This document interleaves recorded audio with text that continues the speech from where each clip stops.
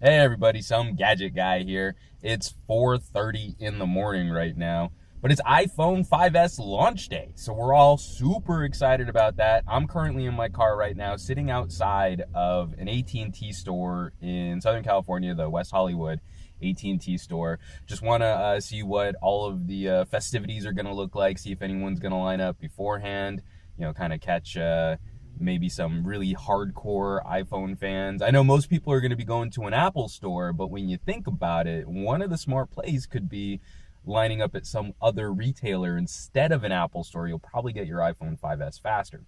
Anyway, I'm about to go head over and maybe meet up with some folks, and then hopefully get my hands on an iPhone 5S to play with, so that we can talk about some iPhone. So first of all, it's just kind of a trip being in a corporate store like this before it's open. It's like when you were a kid and you were at school after everyone else had gone home. It's kind of eerie and fun at the same time, seeing all the displays ready but not lit up. The newly installed iPhone display was a very simple affair, one 5S and one 5C to play with. This was also my first experience playing with the 5C, and it was about what I was expecting, an iPhone 5 in plastic. I can't say I really liked it. I think glossy plastic in general feels kinda cheap, and I love the matte finish on Nokia handsets, for example. So the hard-edged buttons on the 5C feel uncharacteristically chintzy for an Apple product. It'll perform well, and it'll be a good mid-range solution for Apple, but it's tough getting excited about it. The iPhone 5S, however, is the same gorgeous piece of design we've gotten used to over the last year. I don't pick up Apple products all that often, so playing with one, especially sans case, is a nice change of pace from my Windows phones and Droids. Again, it's tough to get excited about a year-old design, but it still is a svelte and attractive handset, and I hope soon we'll see some smaller Premier phones in the Android ecosystem. Paging around the phone, performance was snappy enough, though time will tell how iOS and app developers handle things like multitasking. The fingerprint security demo was easy enough to set up, keeping the process largely transparent from the end user.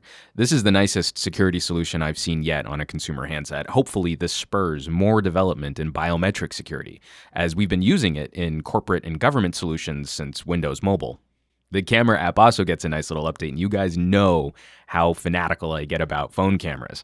Thanks to the improved processing power on the 5S, it's the most responsive and fastest app I've used yet on a phone. It absolutely leaps into action, and things like in-camera filters are a very nice touch. The burst mode is startlingly good. I couldn't slow the phone down at all, hitting 10 frames per second pretty much indefinitely. Hundreds of shots at a time, almost zero lag for saving and recovering from each burst. It's difficult to tell yet if photo output is much improved from the iPhone 5. I still don't think it compares to the output from the Lumia 1020, but all around, iOS users have a camera experience to be proud of again. Also fun, you can always count on local news to show up, and my buddy Pablo Ortega from Actualidad iPhone and I were interviewed by NBC LA to share our thoughts on the new iPhone. The camera is definitely an exciting step forward for Apple. While it's not any higher resolution than previous iPhone cameras, it's a larger sensor, so it's got better low light sensitivity. So employees started showing up, and for a launch day, it's a time to grade service as well as the device. I haven't set foot in an AT&T store in years, but I was pleasantly surprised to see the team at this location. They were pretty excited to jump into what was sure to be a busy day. As customers started filing in, they were on point, helpful, serving water to people in line, and I thought they did an all-around great job of communicating with people waiting in line to let them know what they had left in stock. Anymore, I can't say I enjoy the crazed atmosphere that can sometimes build at Apple stores. We even had a fight break out at one store here in California. Moving forward, I might start doing all my launch day activities at carrier stores instead. I was actually more impressed with AT&T today than I was Apple. So crazy day at the AT&T store. I've been here for a couple hours. I really want to thank the folks at AT&T for letting me in the doors early to play with this gorgeous little piece of tech. I'm actually going to bolt right now so we can get this set up. I can spend a little time playing with it, tell you guys what I think. This is the iPhone 5S, and remember, hashtag Space Gray is the new black. Thanks for watching, everybody, and I'll catch you all on the next video.